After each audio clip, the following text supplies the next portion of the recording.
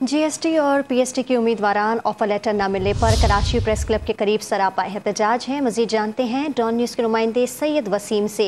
सैयद वसीम, बताइएगा मुजाहिरीन का क्या कहना है?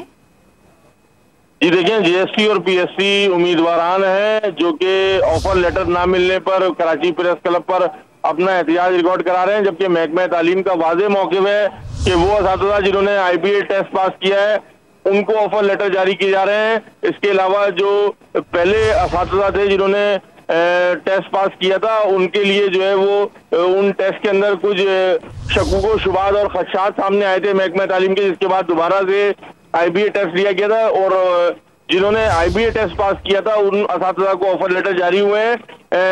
बड़ी तादाद जो है वो ऑफर लेटर मिलने के बाद स्कूलों के अंदर दरसो तदरीस का सिलसिला अंजाम दे रही है। अलबत्ता एक तादाद ऐसी भी है जो कि अभी कराची प्रेस क्लब पर एहतजाज रिकॉर्ड करा रही है।